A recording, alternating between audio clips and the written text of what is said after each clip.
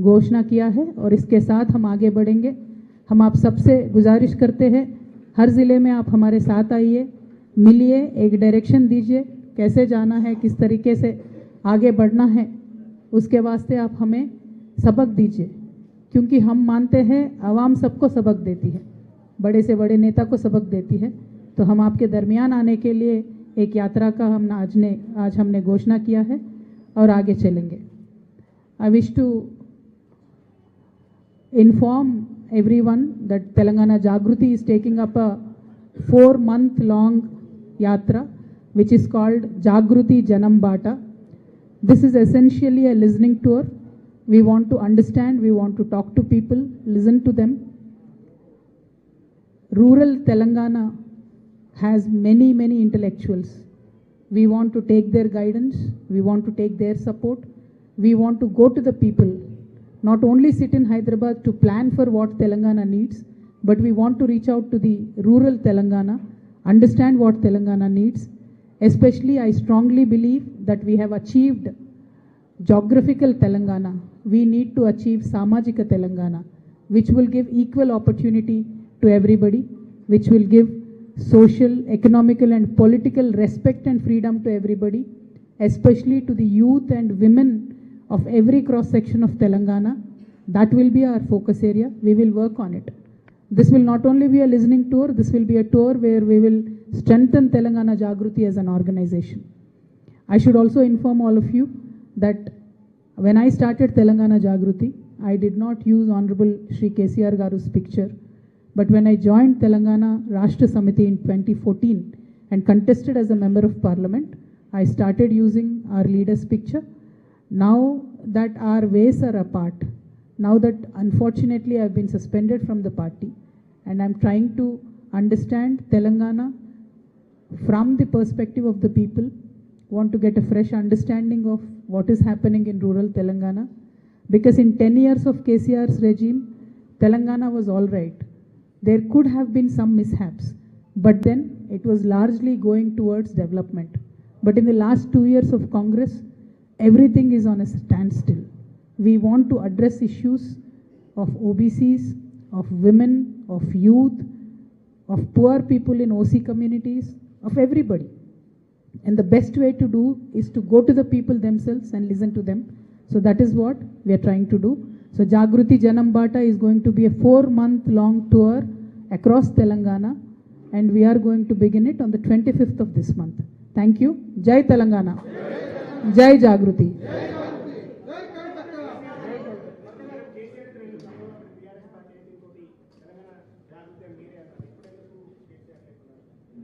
Okay, ఇంకెవరన్నా ఏమన్నా అడుగుతారు?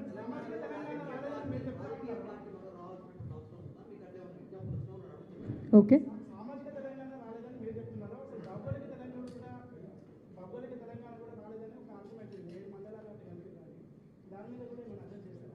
ఓకే. జనం బాట ద్వారా, జాగృతి జనం బాట ద్వారా మేము ప్రజలు ఏం చెప్తున్నారో వినదలుచుకున్నాం, జిల్లాలలో ఉన్నటువంటి మేధావులు ఏం చెప్తున్నారో వినదలుచుకున్నాం. మేము కొత్తగా చెప్పేదేం లేదు, మేము నేర్చుకోదలుచుకున్నాం, మేము వినదలుచుకున్నాం. ప్రజలు ప్రస్తుతం ఎదుర్కొంటున్నటువంటి పరిస్థితి ఏంటి, తెలంగాణ వస్తే ఏం జరుగుతుంది అనుకున్నారు, ఇంకా జరగాల్సిన దాంట్లో ఏం మిగిలింది, ఇటువంటి అంశాలన్నీ కూడా ప్రజల దగ్గర తెలుసుకోవాలనుకుంటున్నాం. ఎస్, సామాజిక తెలంగాణ కోసం కట్టుబడి ఉన్నాం, ప్రతి ఒక్కరికి సమాన అవకాశాల కోసం కట్టుబడి ఉన్నాం, వాటి కోసమే ప్రయత్నం చేస్తాం. కేసీఆర్ గారికి బీఆర్ఎస్ జాగృతి 2 కళ్ళుగా ఉంటామని నేను చెప్పాను, అట్లానే ప్రయత్నం చేసినాం, అట్లానే పని చేసినాం. ఎప్పుడైనా కూడా కేసీఆర్ గారికి మచ్చ రాకుండా ఉండాలనే ప్రయత్నమే మేము చేసినాం. కాకపోతే జరిగినటువంటి సంఘటనలు నాకంటే ఎక్కువ మీ అందరికీ తెలుసు. ఎప్పుడైతే బీఆర్ఎస్ పార్టీ నుండి నేను సస్పెండ్ అయ్యానో, ఎప్పుడైతే నేను బీఆర్ఎస్ పార్టీలో ప్రాథమిక సభ్యురాలుగా లేనో, కేసీఆర్ గారు తెలంగాణ మొత్తానికి పార్టీలకు అతీతంగా నాయకుడు అయినప్పటికీ వారి ఫోటోను పెట్టుకొని నేను వెళ్తే డెఫినెట్గా ఎందుకు ఇంకా కేసీఆర్ ఫోటో పెట్టుకుంటున్నారని బీఆర్ఎస్ పార్టీ సోషల్ మీడియానే ట్రోల్ చేస్తారు. ఇప్పుడు పెట్టుకోకపోతే పెట్టుకుంటలేరని ట్రోల్ చేస్తారు. కానీ నైతికంగా ఒక వ్యక్తిగా దారులు వేరైనప్పుడు ధైర్యం ఉండాలి.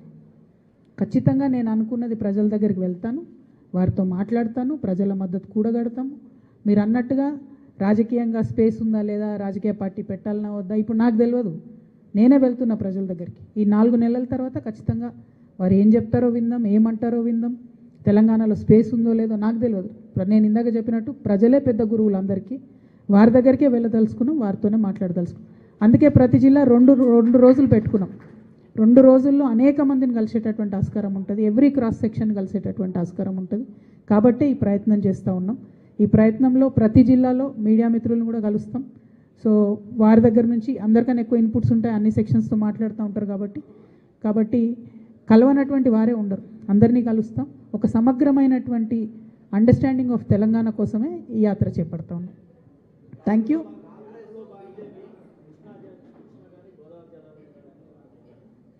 100% పోరాటాన్ని విడిచిపెట్టలేం కదా. అధ్యయనం జరుగుతుంటుంది ఓ పక్క, కానీ పోరాటాన్ని వదిలేదే లేదు. గ్రూప్ 1 కూడా ఇవాళ కూడా మేము లాయర్లను పెట్టుకొని రెడీగా ఉన్నాం. అది మళ్ళీ పోస్ట్పోన్ అయింది. ఇప్పుడు బీసీల రిజర్వేషన్ అంశం అట్లానే ఉన్నది, బనకచెర్ల అంశం అట్లనే ఉన్నది, 9 మన మండలాల అంశాలు అట్లనే ఉన్నాయి, 5 ముంపు గ్రామాల అంశాలు అట్లనే ఉన్నాయి. ఇట్లా అనేకమైన విషయాలు పెండింగ్లో ఉన్నాయి. పెండింగ్లో ఉన్న అంశాల కోసం పోరాటాలు కొనసాగిస్తూనే ఉంటాం, కానీ అధ్యయనం కూడా కొనసాగిస్తూ ఉంటాం. It is largely a listening tour for Jagruthi, and జాగృతిని స్ట్రాంగ్ చేసుకుంటాం. ఇదివరకు మాకు ప్రతి గ్రామంలో శాఖ ఉండే, వేలాది మంది కార్యకర్తలు ఉండే.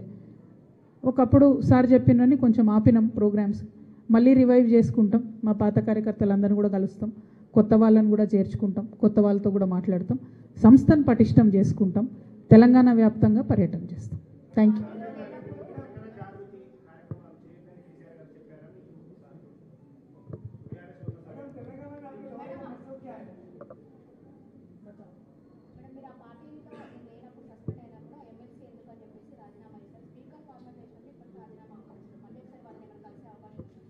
చాలాసార్లు చెప్పినాం అమ్మ, ప్రెస్ కాన్ఫరెన్స్లో కూడా చెప్పినాం.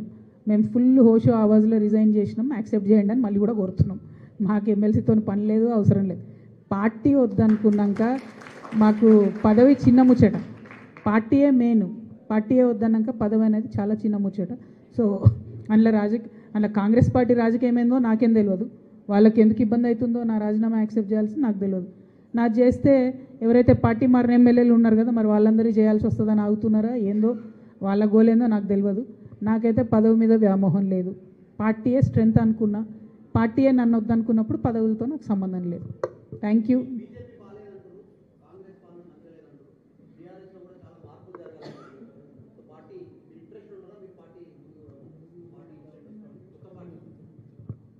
నేను ఉన్న మాట చెప్తున్నా.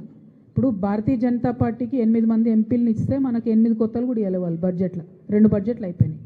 8 మంది ఎమ్మెల్యేలు, 8 మంది ఎంపీలు అంటే ఈ మధ్య కాలంలో వాళ్ళు గెలిచిన అత్యధిక సీట్లు ఇవి. వాళ్ళు గన్ని సీట్లు గెలిస్తేనే ₹1 ఇస్తలేరు మనకు. మరి వాళ్ళు ఏం చేస్తున్నట్టు? ప్రజలు అడుగుతున్న మాట కాదు, వాళ్ళు నేను అడుగుతున్న మాట కాదు. మనకు ఒక ప్రత్యేక ప్యాకేజ్ వచ్చిందా, ఒక ప్రత్యేక రైలు వచ్చిందా, ఒక ప్రత్యేకమైన ఏమైనా వచ్చిందా? అన్నిటికన్నా ఎక్కువ